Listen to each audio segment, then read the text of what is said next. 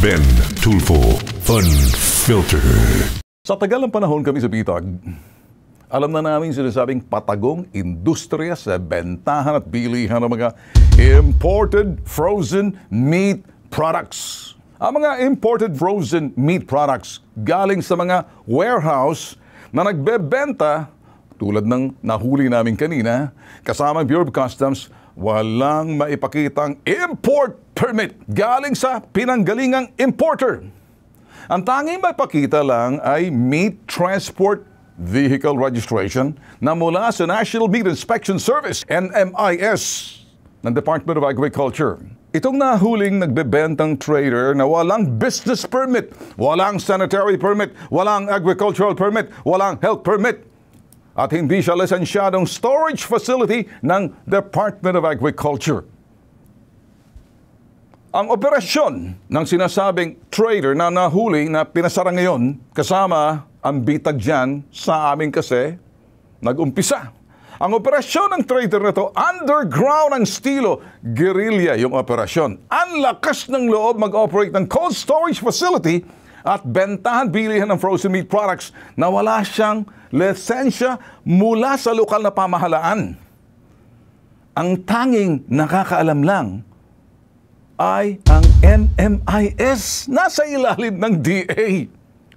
Nanggigigil ang LGU, Local Government Unit, ng City Hall, Quezon City, yung Business Permit and Licensing Department. Napakamot sa ulo ang mga taga-BOC sa mga umaalingasaw na mga karneng imported frozen meat. Pero, maalingasaw na, pero sa pangamoy ng mga NMIS ng DA, mabango. Todo depensa, todong pagtatanggol doon sa mga karneng nakumpiska. Ang kanilang sagot, presumption of regularity, yung mga karne na yan, pumasa yan sa pamantayan ng Bureau of Customs, na kung saan ang Bureau of Customs ang lumusob kasama ang bitag, kasama ang Coast Guard, kasama ang NMIS, sila yung defensive, kasama pati yung Business Permit and Licensing Department ng Quezon City. Ang sinasabi nila, Sir, second border lang po kami. Ang first border daw ay ang Bureau of Customs. Ang Bureau of Customs naman sinasabi, nasaan yung mga papel niyan? Gusto natin makita. Ngayon, ang Department of Agriculture, NMIS, na kung saan nanggagaling ang lisensya ng importation, ay teka muna, sinasabi nila, pakita, ito meron. Nasaan yung mga permit na mga karne na yan? Kasi pinakikita yung permit ay yung sinasabing permit to transport. Hindi ko pwedeng sabihin, nagtuturuan kasi ang Bureau of Customs nagsasabi, wait a minute, kung talagang pumasa sa amin, patingin nga kasi gusto namin i-backtrack para malaman natin, ailan, madaling kunin yan, madaling maimbestigahan. Kaya medyo shy yung sinasabing NMIS. Pasensya na kayo.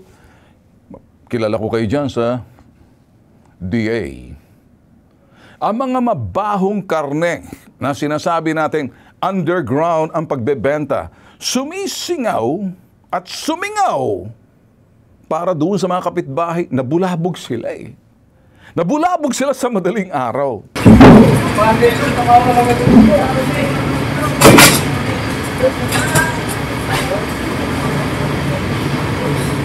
Napiperwisyo sa ingay at mabahong amoy kung kaya't nagpabitag.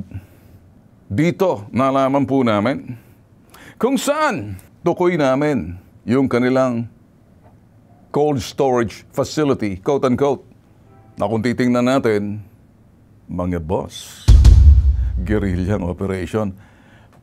Prior to the operation, ipinakita namin sa Bureau of Customs kasi sila may karapatan mag-inspect. Kung titingnan nila kung saan ba nanggagaling yung mga karneng yan, naniniguro po yung Bureau of Customs na yan ay dapat may mapakitang permit.